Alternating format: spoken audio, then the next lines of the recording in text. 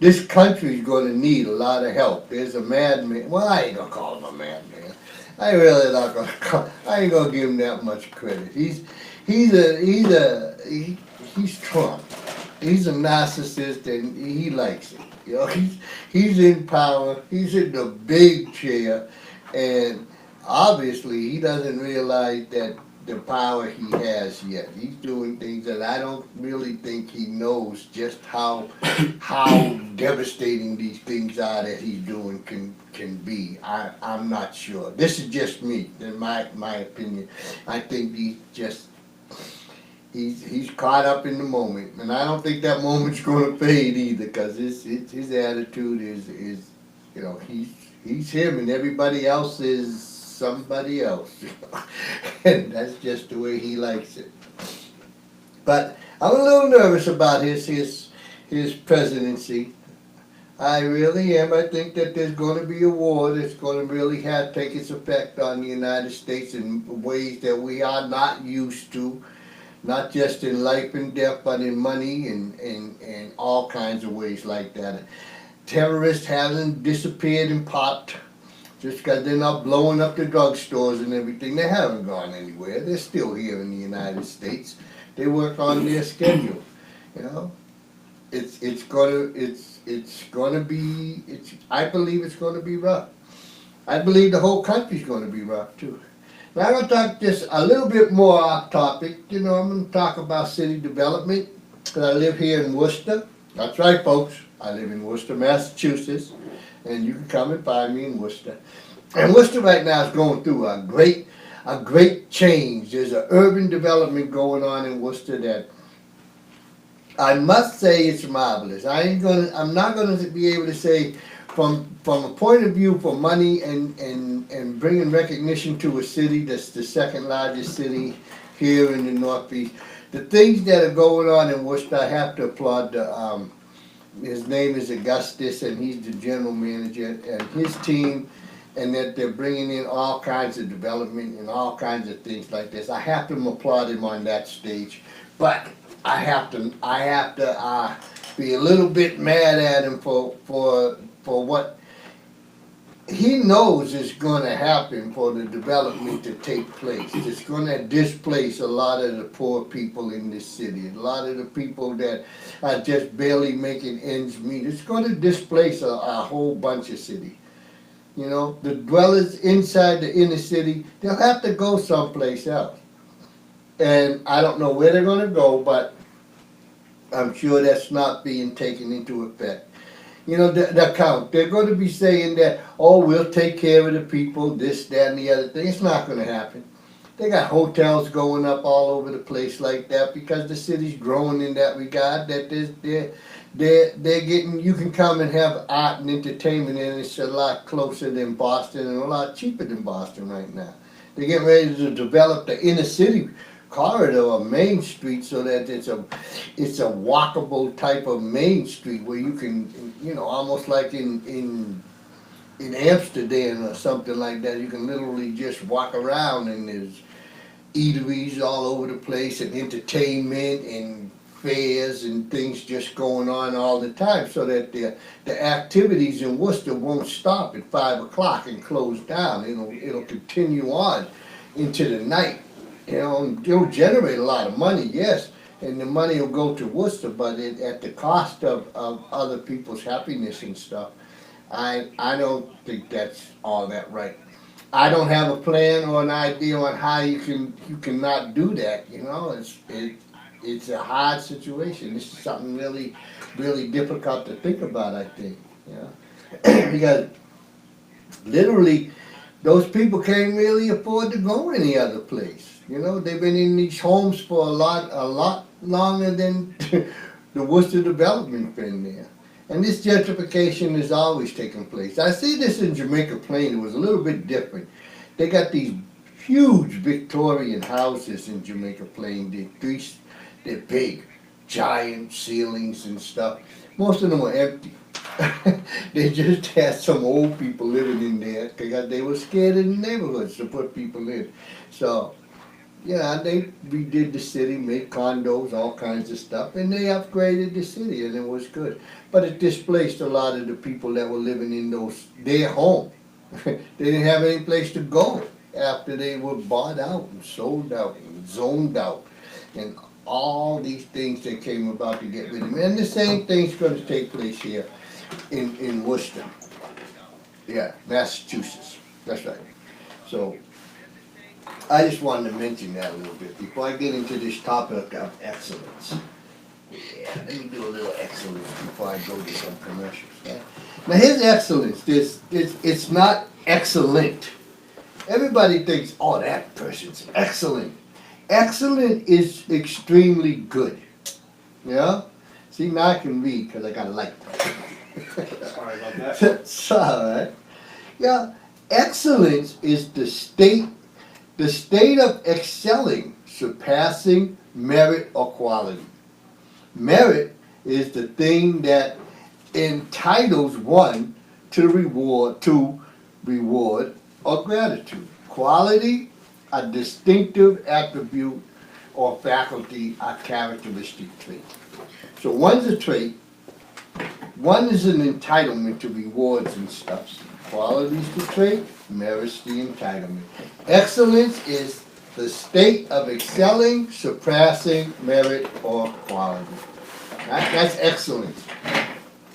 And it's something that should be sought all the time. It's something that everybody has should be trying to improve on their own excellence anyways. Everyone has a person that they admire too, you know. The person I admire is Colin Powell. That's why I'm going to talk about his 13 things. He's a person I think who has an excellent quality. You know, I think I give, you know, he's a person that he is an immigrant. You know, his people come from Jamaica. I don't know, he'll get deported soon under Trump. But, you know, he was you know, his people came over.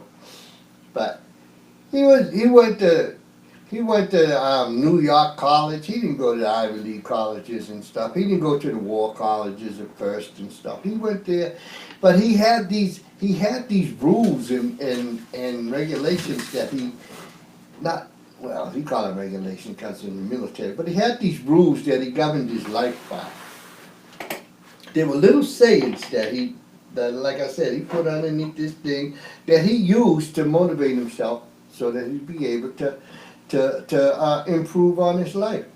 And the 13 of them became his Colin Powell's principles of leadership. Why these 13? They were just randomly picked out from underneath his desktop, I guess, is what happened. But these 13 are real powerful when you start to think about them. The first one is, it ain't as bad as you think. It will look better in the morning. Yeah, and this is an old type of saying that people have. You know, I was always raised like that. Never go to bed mad. You know, never go to bed mad. For one, you don't get to sleep. You just toss and turn all night. You got something on your mind. You're not going to be able to get rid of that thing while it's that on your mind and you're trying to go to sleep, because it's just going to go in a circle in your head. So it's going to make you more and more tired. You get more and more aggravated. And just things like that. But it's just that was me. I was just always never go to bed mad. You know, if I'm mad or something, which I try never to do anyways, I'm too lazy to be mad. But if you're mad, like I said, if you take it to bed with you, it's the only thing you have there with you. You can't get rid of it. You're trying to do one other thing, and that's get rest. And the only thing that you're trying to do is get rid of that madness. So, don't take it to bed, and then in the morning, after you get up, wash your face and hands, get yourself ready for your day, look at the problem you have, and you find out it really wasn't all that big of a problem in the first place. And Colin Powell, he tells this little story that the thing that motivated him was that picture, The Hustler, and the scene where Minnesota Fats is there's a pool game. Minnesota Fats was one of the premier pool players, and Fast Eddie, you know, he was just the young hustler coming up and everything. So Fast Eddie and Minnesota Fats got this this game. It's in the beginning of the scene, and Fast Eddie's just doing it to him. He's just taking and schooling Minnesota Fast, and everybody thinks that Minnesota Fast is done. But Minnesota, like I said, it ain't as bad as you think. So he went in the bathroom and stuff, and he washed his face, washed his hands and stuff like that. He comes out, and he looks as though he's ready to quit and throw the towel in and leave. And this is when he puts his hands out to the guy and puts the talcum powder on it, raises his little fat head up and says, "All right, Fast Eddie, let's play some pool." And goes on to beat old Fast Eddie just like the old dude. So, it's always going to be better in the morning. There's always something you can do to take care of that feeling of, oh, this is really bad, I can't handle this. And then his second one is, get mad, then get over it. This is more of a male type of thing, I think. Women have a tendency to get mad and then they internalize it. And they just don't want to let it go. They're going to have that last word. If it's going to kill them, it doesn't matter. Follow them to the grave just to get that last word. It might be the dumbest word in the world. Your wig is ugly. It might. Who knows what that last word's going to be? But this is something that women do. Men don't do that so much. They get mad and then they get over it. Right like that. Quick as it could be like that. It's like, I think it starts as a kid. You could be bucking up for a game or a pickup ball on the court or something like that. And, you got mad at somebody. A little pushing and shoving in the next thing. Okay, this is your turn to pick. No, it's all done. And then they get over it just as quickly as it started. So, that's his second thing. Get mad, then get over it. Yeah, because if you carry that mad around just like going to bed, you carry that mad around, that's heavy. You can't do much while you're carrying all this mad around with you. So get over it. And then number 3 is avoid having your ego so close to your position that when your position falls, your ego goes with it. I see that a lot. I saw it a lot in the service too. People be, their rank, that was their position in the service, was their rank, and when they were with somebody else who had a higher rank, they didn't feel good. And you see it in workplaces too. Somebody might think, well, I'm the special something, something, something, something of something, something, and then something, something disappears, and it's like now they don't know what to do with themselves. This just happened just a few years ago, actually. We had a Great Depression that came through, and a lot of people, their ego was so tied to their work that they didn't know how to redevelop their character. So when their job went away, their whole life went away, because their ego wouldn't let them just go out there and say, okay, I'm going to be doing this now, so I'm going to have to start at the bottom. Yeah. No, I'm me, so I'm supposed to start at the top. No. But you got to start at the bottom because nobody cares who you are, So don't let your ego get so close to your position that when your position goes, your ego goes with it. So be and know the self, who you are. That's the major thing. If you're aware of who you are, right, it ain't an ego then. It's a concentrated awareness that you have. So, and you want to be a complete self. So it's not your ego to a position to know who you are. You know everything about who you are. You know who you are as a husband. You know who you are as a wife. You know who you are as a worker, as an athlete, as a spaceman, as a Trekkie. It doesn't matter. You know who you are. This is what I like. This is what I eat. This is how I sleep. I sleep on my left side with my hand underneath my head. This is how I do these things because I know who I am. I know I look great in my hat because I just know who I am. So don't let your ego get away with you like that. Now, I think I do number 4. If it can be done, plan, and here's the key, folks. If it can be done, plan and win. See, that's the key. That's Powell's real secret to success. If he says he wants to do something, he plans it to win. Because that's what he do. Plan and win. He doesn't plan it to show that something can be done. He plans it to win. That's what it is. So if you're going to win, win. You know, if you want to do something, win. That's how you do. Even in the movie in Rocky, when Rocky 2, I think it was, when she whispered after having that little hairy baby. That was a hairy little baby. All the hair all over the way. Yeah, it looked like a little baby with a lot of hair, you know. And she said, win. That's the key. It can be done. Plan and win. Have your plan. Work your plan. Don't keep your plan so rigid that you can't modify your plan. That's what some people do. They gonna work that plan so rigidly they lost the concept of win. The only thing they got now is the concept of I'm gonna make my plan work. You know, and you know, that's what they're trying to do. But no, you plan and win. So if you have to modify this, you modify this. If you have to do this over here, you do this over here. Because the objective is to win. See? That's cool. And not have little round-headed, hairy little babies. Yeah, that was a cute baby, I guess. That was a cute baby. Got a lot of hair, though. At least I thought it had a lot of hair. But they can do that. You know, he's the Italian stallion, so stallions get a mane. So, all right, now, here comes another one. Here comes another one, right? Be careful what you choose, you may get it. Everybody calls that old Chinese proverb. Be careful what you wish for, because you just may get it. That never made any sense to me.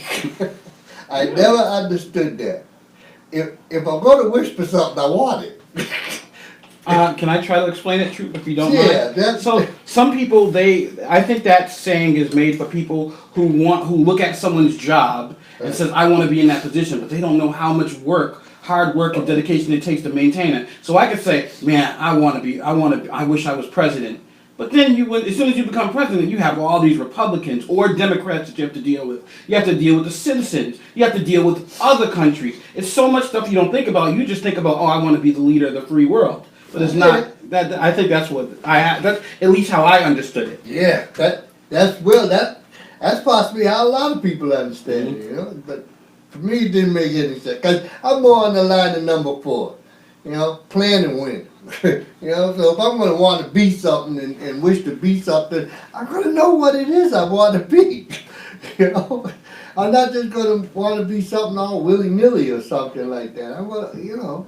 And then there's another part about this here. Be careful what you choose.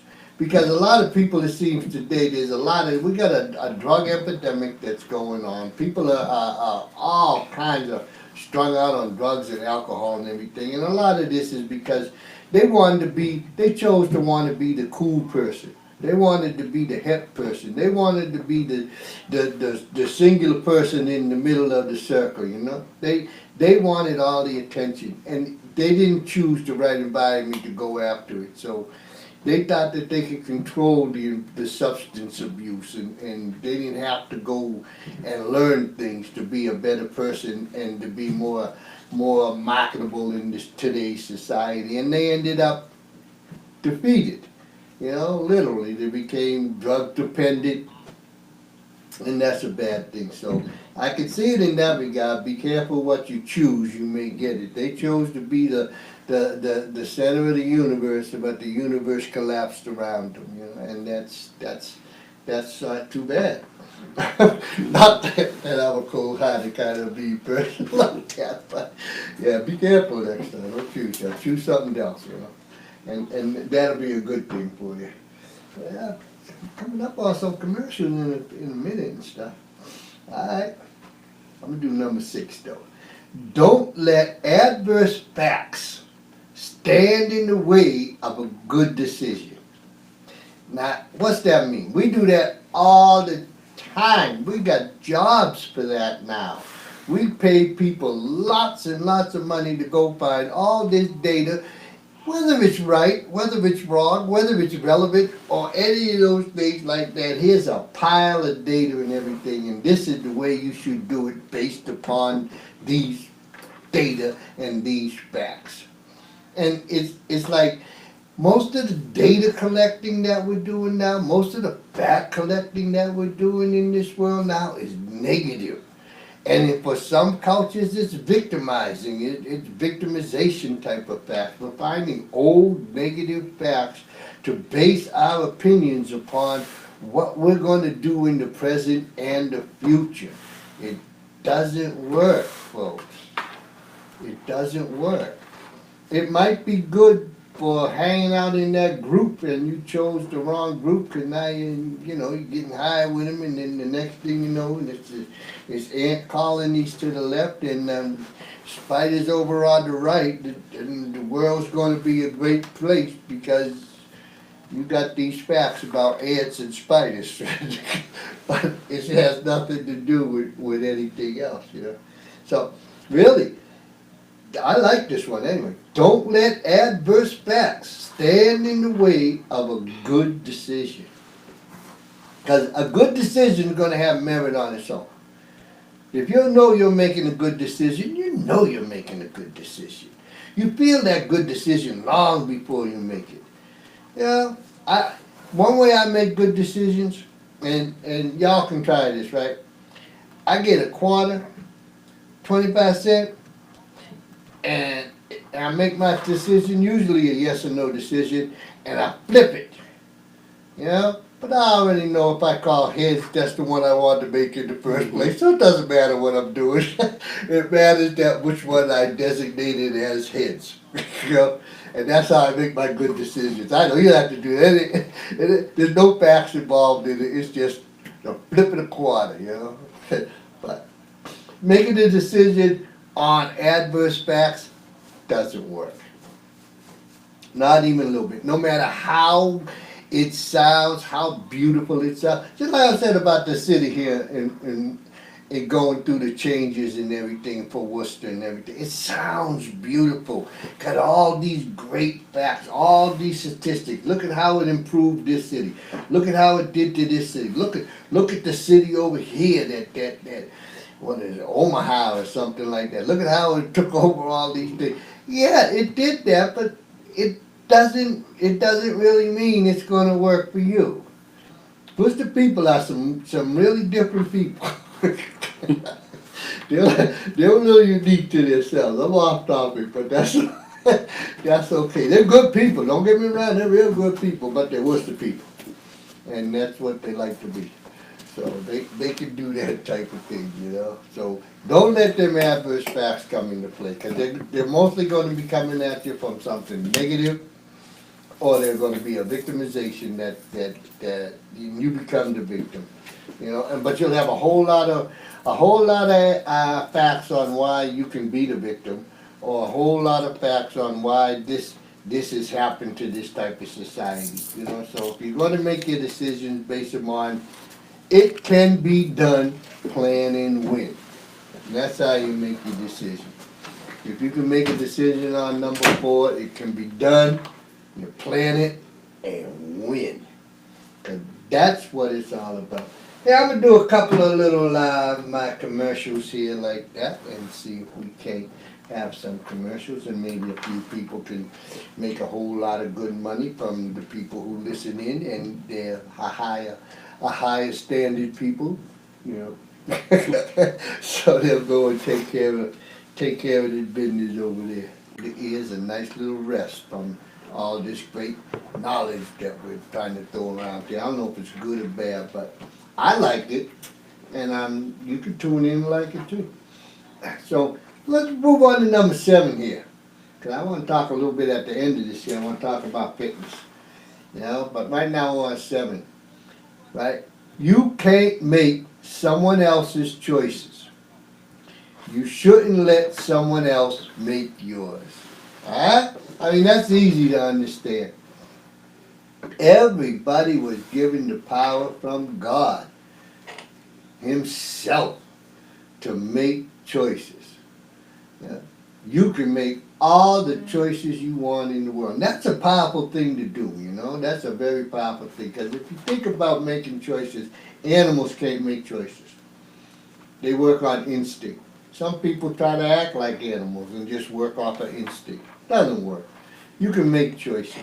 Angels, all the archangels that are up in heaven and stuff, they don't make choices either. Everything's given to them. They got everything they want. They don't have a choice to make. But down here on this good green, blue planet Earth, you can't make someone else's choices. You shouldn't let someone else make yours. Right? You make your choices because you know you.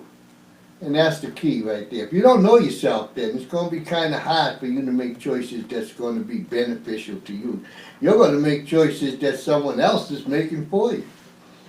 Yeah. And that works vice versa. You'll be trying to make somebody else's choices for them because you see it through a different lens and you say, well, this is the best thing to do, you know, so why don't you do that?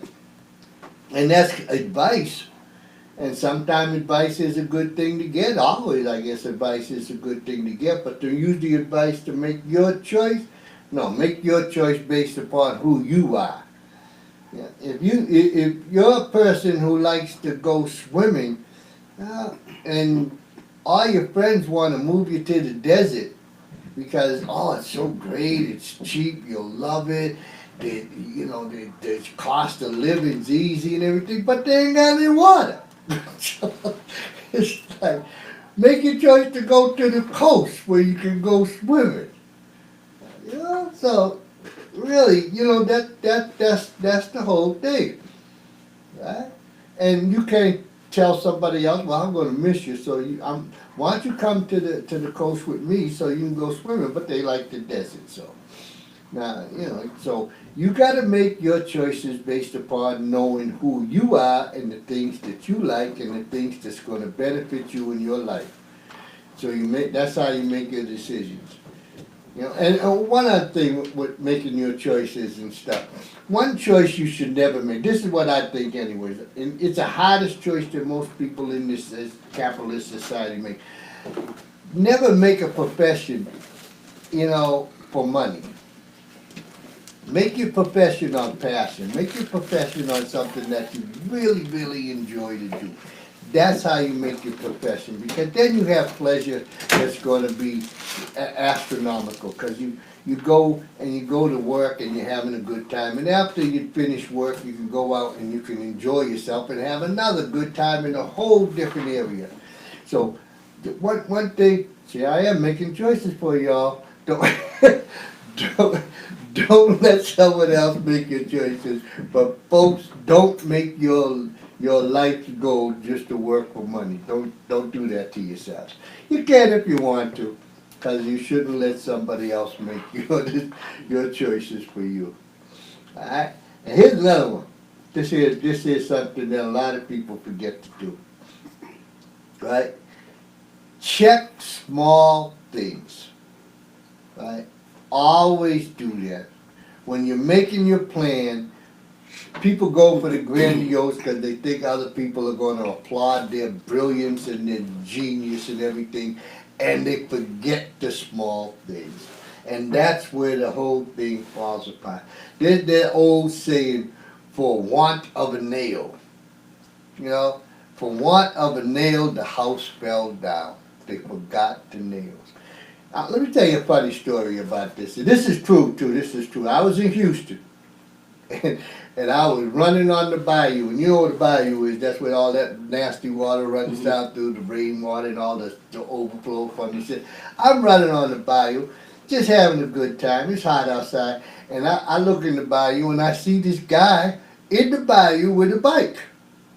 So I asked him, you know, because that's what I'm supposed to do, if he need any help. Because I don't know why he's in this bayou with the bike floating down the bayou. So yeah, he needed help. So I went and get help for this is a true story. I went and got help. It took a couple minutes. I ran up and got some help. I had fire engines. I had police cars. I had 2 helicopters above the bayou and everything because of the news. They were all they had ambulances and all this stuff like that. All these people and all this here, nobody had a rope. They didn't have no rope. This, it was stupid. This guy just still floating down the river till he got caught up on one of the piles. Oh, so you guys didn't form like a chain where everybody holds each other's arm? You didn't even do that? They finally went and got a rope. No one had a rope to get and to pull this fool out the bayou. Yeah. So check small things. You know? They didn't need all that extra police, extra fire, extra ambulances, helicopters. All they really needed was a rope. But they forgot about the rope. Where were the grandiose? You know, it was good news stuff. Man saved while floating down the river. That's a true story, folks. I laughed at that was way fun. I ran away. I wouldn't have finished my run. I thought it was too funny. It was really good. See, so that's what you got to do all the time. You got to check those small things. That's why when we make plans, like back in number 4, you make a plan, and then you didn't check the small things, and then you can't win. So you don't alter your plan. You know, you try to stay with your plan, but you didn't realize that the small thing isn't there. So your plan can't succeed because the small thing wasn't there to keep that plan together. So always check small things when you're making your plan in to do anything. All right. And then number 9, share credit. Nobody's done anything in this world by themselves. I got Will right here taking care of me, making this show wonderful for all you people like this here. Show wouldn't be wonderful if it wasn't for Will right there taking care of business. Will of the 5 o'clock shadow, who you can tune in today at 5 o'clock and listen to him. That's Will Troopit right there. And thank you, Troop, and also, if there wasn't for you assisting me and helping me in things, my show wouldn't be where it is today as well. So that's the one thing I think that's a good example to be set is each one help each other. Now, you don't have to do for me or I'll do for you, but let's help each other and help each other build. So I appreciate it. Oh, you're welcome. And that's it. Share credit. You know, share credit. That's all it is. It's just credit. Yeah, it's good. Yeah. So always share credit, folks. Don't try to think. Nobody ever believes that anybody's done it all by themselves. Just ain't gonna happen. You know, you can think it's gonna happen, but it ain't gonna happen. So share that credit. And then number 10, remain calm and be kind. Yeah? That's something that's very important. In any situation that you have in life, we have stresses in life and everything. We have stresses that come from money problems. We have stresses, you might be getting assaulted on the street and everything. So if you know how to remain calm, you know, that's the first part of this. Remain calm. It only takes a few seconds to blow off all your anger and initial frustrated hate that just builds up and then it's gone. So remain calm and be kind. Be kind is the glue that makes that remaining calm work. If you're kind to everybody all the time, a situation occurs, then you automatically be kind. It's like, you know, you want what? You want me to you need 10, you're gonna, okay, here, take the 10. I don't want to kill you today. You know, you got a calm attitude about that and everything. So you just be calm here. It ain't worth it. Nothing's worth losing your temper, losing your focus over anything. So always be kind and remain calm. That's important. That's just a way of life that everybody should. That's the ArchAngel way of life anyways, because then you get the privilege of doing something for people. And here goes another one. Have a vision and be demanding. You know? If you got a vision, then other people see the vision. Right? And that gives you the demand. this is more military than it is everything else, or I don't know, administrative in any walk of life. This will make a better leader of you.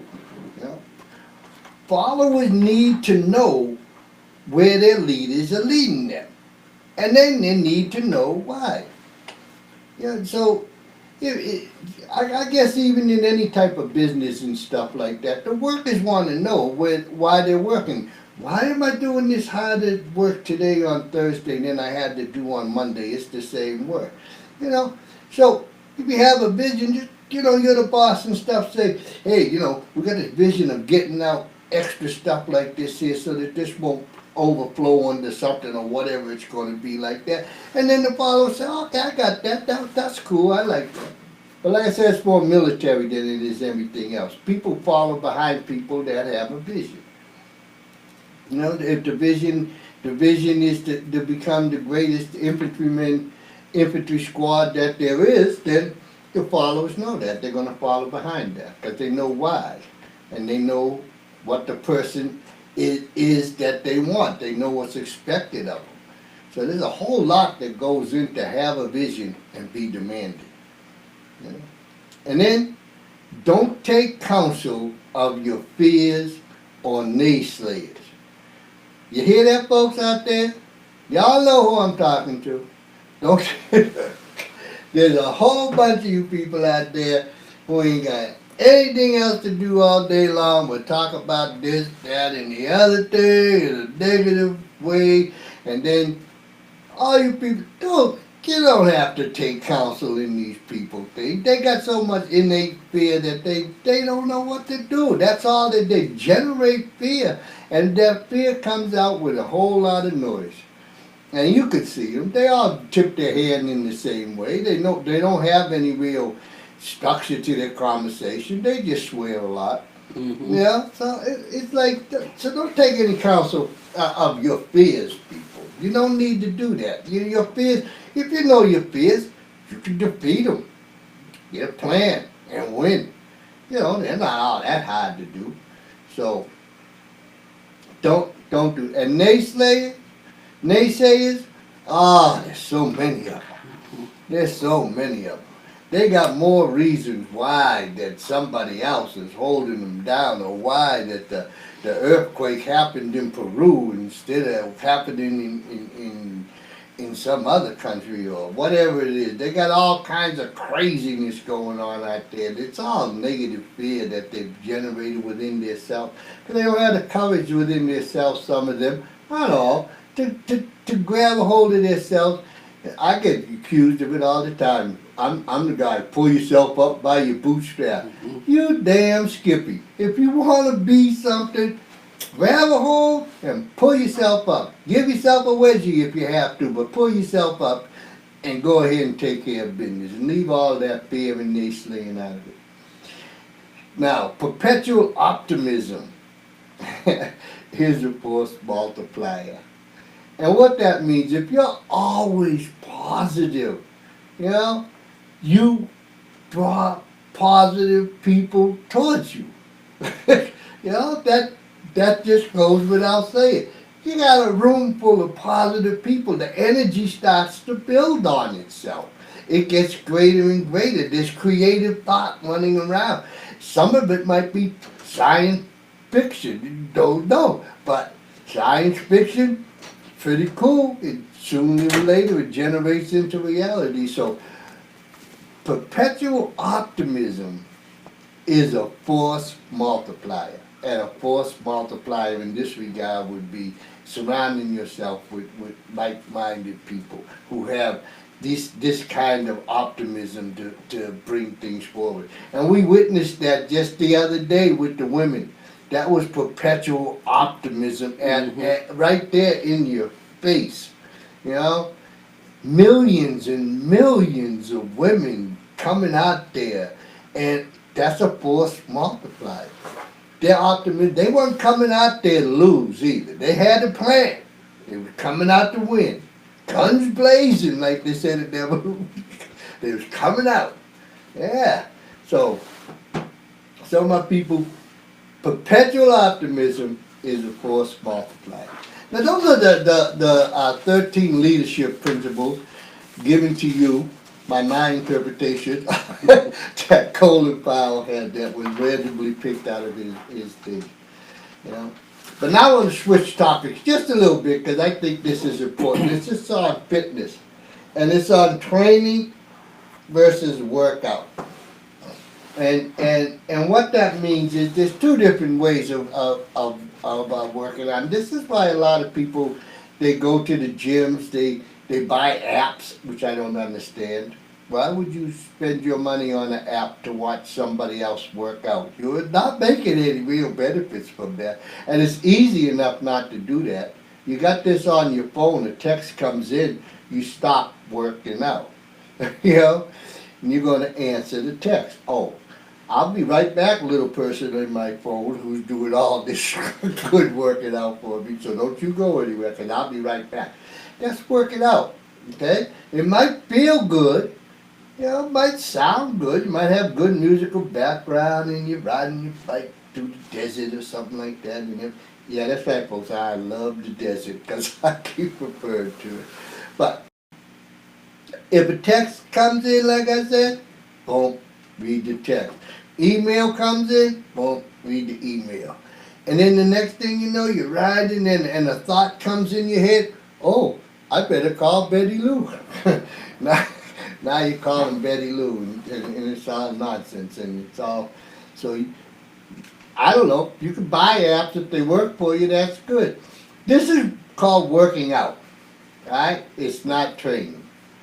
Training is is just like number 4, just like number 4, you know? Remember number 4? I'm gonna find it so I can, it's only got like six words, but I don't wanna get it wrong, so. Number 4 has disappeared. It can be done. I got it wrong anyway. Plan and win. That's training, folks. It can be done. Plan and win. Hey, you know what the best part about training is? You get a reward at the end. You're working out on an app, there's no reward at the end. You know, you got this little app person. You don't know that person. There's a little app. It's in your phone. It says something this big. Tiny little person in there. And that little person's dictating your every move and stuff like that. But if you're training, say you're training to run up a mountain. I trained to run up a mountain. I made it to the top. I did my Who's Your Daddy dance on the top of the mountain. I did my Who's Your Daddy dance at the Grand Canyon. You know, you train. The best part about the event was the training. You know, right now I'm training to run in Death Valley.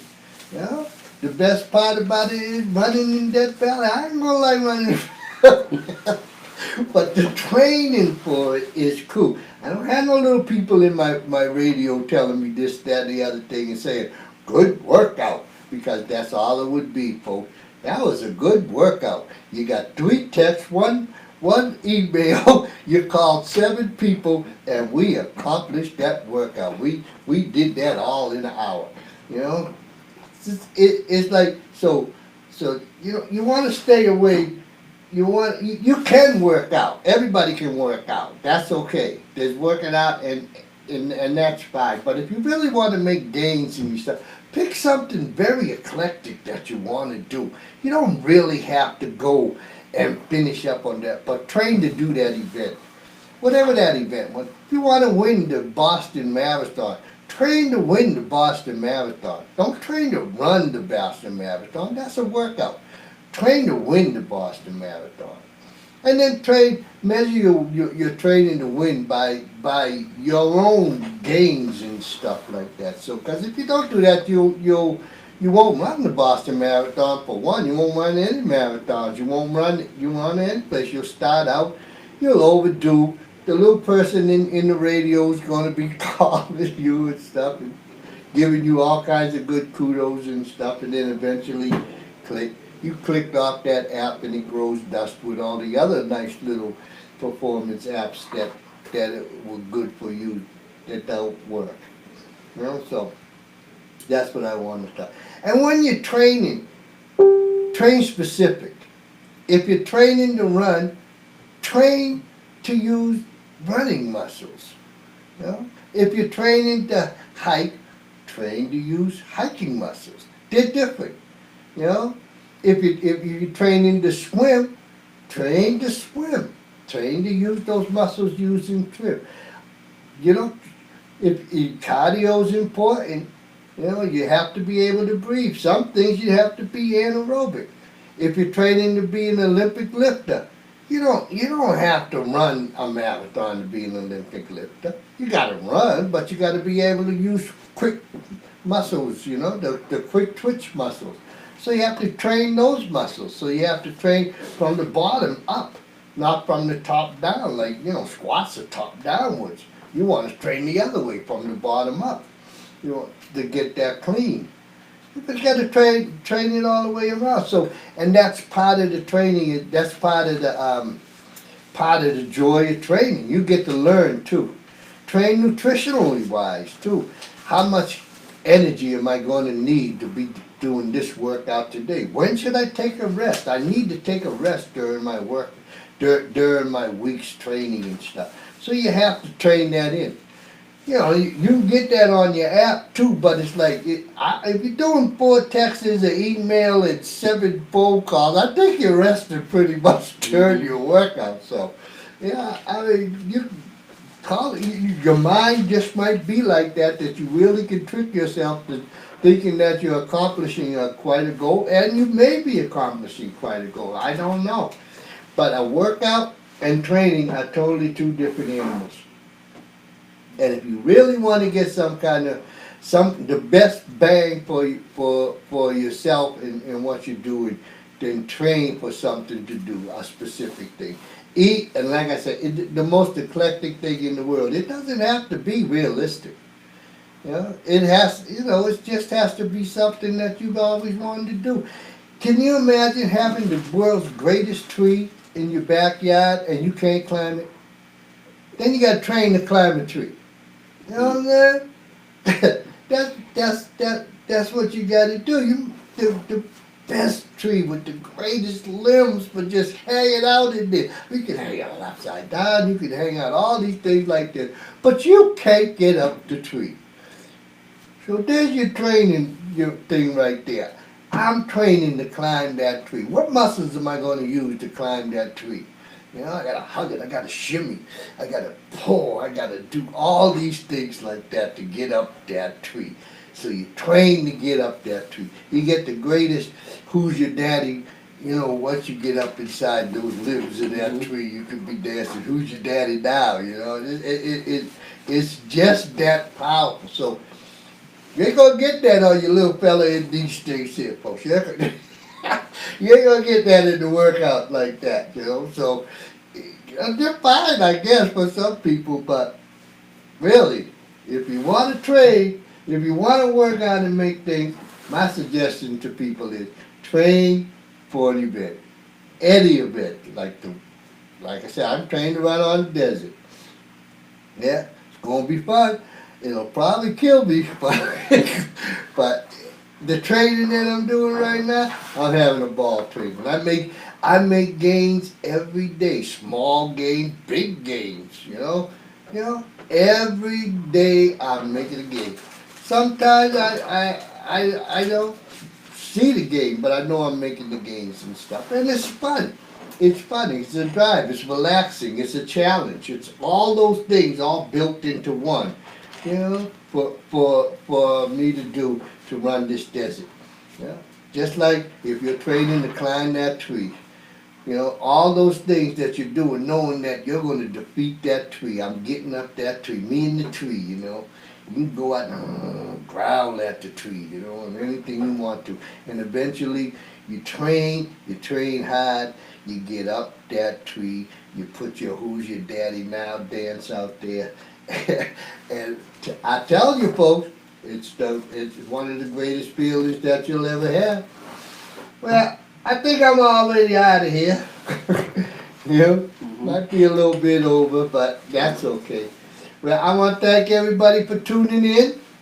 And, I want to thank everybody that's going to tune in next week and all the other weeks. Next week we'll be talking about honesty, I believe. That's what we're going to be talking about in our value system that we're going through. So that would be number 4, I think. So we got 3 more after that. So we're down on number 4, honesty next week, folks. So tune in, and we'll talk a little bit about honesty and hopefully have some fun. And we're going to go get into some more training and everything, bring a little bit of fitness and nutritional type of awareness to you. But remember, it's all from me, so who cares? You can take it, or leave it. But if you want to be an archangel, you're going to have to develop your body, your mind, and your spirit. So everybody go out there and enjoy the privilege of helping somebody else and have that fun. This is Super Joe, and I'm out.